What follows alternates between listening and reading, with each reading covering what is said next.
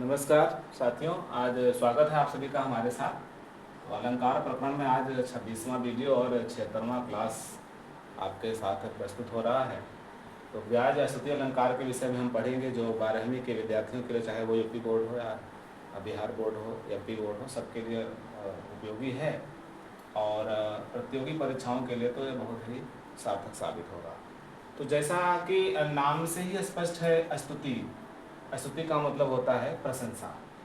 तो जहाँ पर निंदा के बहाने प्रशंसा किया जाए वहाँ पर स्तुति अलंकार होता है। सबसे पहले इसकी परिभाषा को देखेंगे, उसके बाद उदाहरण की पुष्टि होगी तो अस्पष्ट हो जाएगा। तो इसको लिखेंगे कि जहाँ पर निंदा के बहाने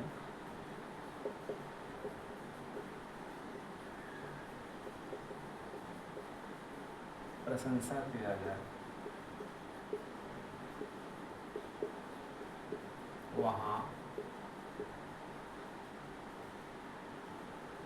वहाँ पर ब्याज स्तुति अलंकार,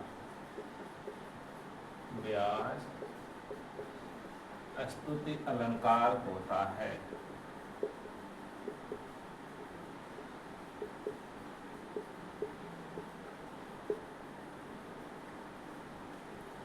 अब सुनने में ऐसा स्पष्ट हो कि वह व्यंग्यात्मक प्रहार हो रहा है और उसकी निंदा की जा रही है, लेकिन उस निंदा के आड़ में उसकी जो है प्रशंसा हो रही हो, उसे हम ब्याज स्तुति अलंकार कहते हैं।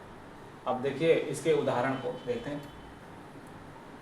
परिभाषा के आधार पर उदाहरण अगर सही स्पष्ट हो जा रहा है तो इसका मतलब कि अलंकार सही है। तो देखिए, पहला उदाहरण है, यमुना तू अविवेकनी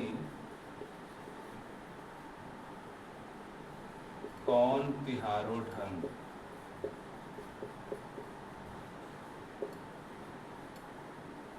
पापिन ते निज बंध को, पापिन ते निज बंध को मान करावत भंग। यहाँ पर यमुना का जो भाई है वो बंधु मतलब यमराज से है। तो इस पंक्ति में कहा गया कि यमुना तू अविवेकनी कौन तिहारो ढंग, कि हे यमुना जी, कवि कह रहे हैं कि आप तो विवेक शून्य हैं, आपके पास कोई विवेक नहीं है। इससे स्पष्ट हो रहा है कि ये निंदा हो रही है कि यमुना तू अविवेकनी कौन तिहारो ढंग, तुम्हारे ढंग, तुम्हारे नियम हमको समझ में नहीं आते कि तुम्हारा जो विवेक कहाँ खत्म हो जा रहा है।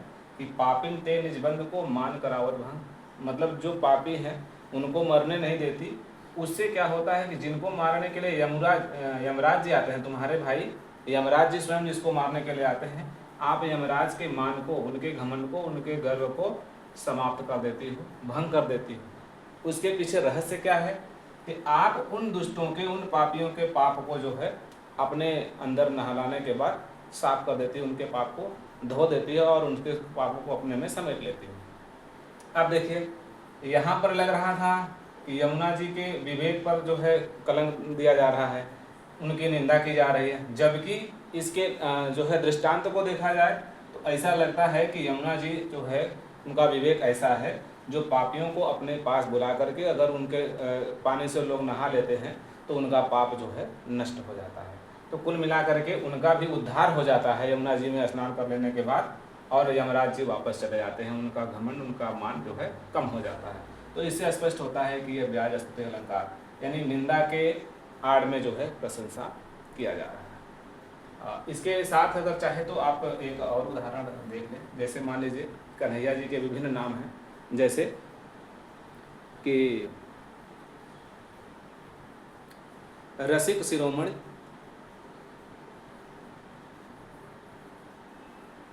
रसिक शिरोमणि, माखन चोर मुरारी। यहाँ पर लिखा कि रसिक शिरोमणि माखन चोर मुरारी और दूसरी पंक्ति में बताया गया है कि वस्त्र चोर रण छोर, वस्त्र चोर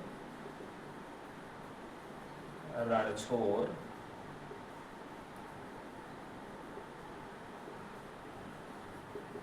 बसे लाल गिरधारी।